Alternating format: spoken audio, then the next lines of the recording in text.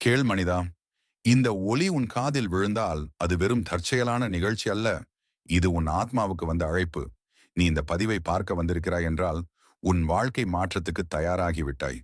பல இரவுகள் நீ தூங்காமல் யோசித்திருப்பாய். என் வாழ்க்கை ஏன் இப்படி இருக்கிறது? நான் எப்பொழுது உயர்வேன்? எனக்கு ஏன் அமைதி இல்லை? இந்த கேள்விகளுக்கே இன்று விடை காணப் போகிறாய். மனிதா, உன் மனமே உன் உலகம். உன் மனம் சாந்தமானால் உன் வாழ்க்கை சாந்தம். உன் மனம் கலங்கினால் உன் வாழ்க்கை புயல். நீ வெளியே தேடுகிறாய். பணம், மரியாதை, அன்பு, பாதுகாப்பு. ஆனால் அவை எல்லாம் உன் உள்ளத்தில்தான் பிறக்கின்றன. விதை மண்ணில் இல்லை, முதலில் மனதில்தான் இருக்கின்றது. முதல் ரகசியம் சொல்கிறேன் கேள்.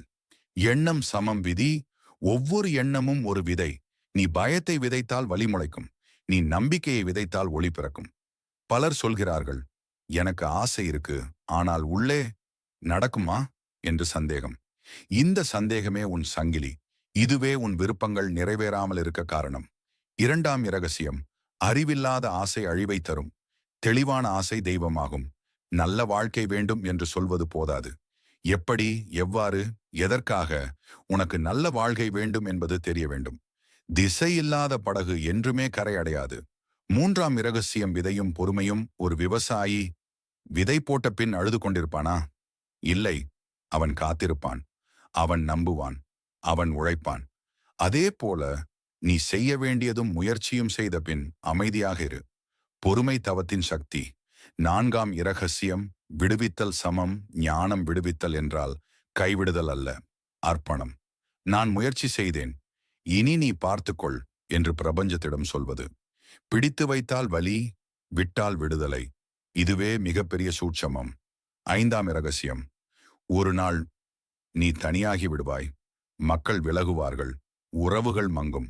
அப்பொழுது பயப்படாதே. அது சோதனை அல்ல, சுத்திகரிப்பு. தங்கம் தீயில்தான் சுத்தமாகும். ஆத்மா தனிமையில்தான் உயர்வு பெறும். ஆறாம் இரகசியம், பிரபஞ்ச சைகைகள்.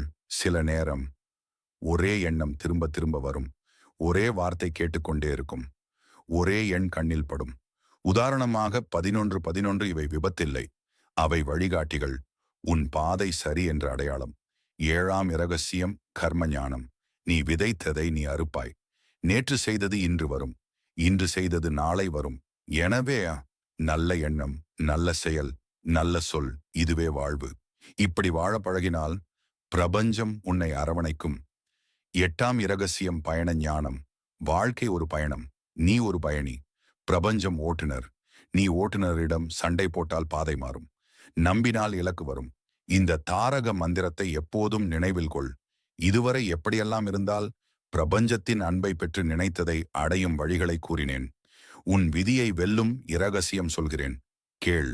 நான் சொல்பவற்றை தினமும் காலை எழுந்தவுடனும் இரவு தூக்கம் வரும் சில நொடிகளுக்கு முன்பும் தினமும் சொல்.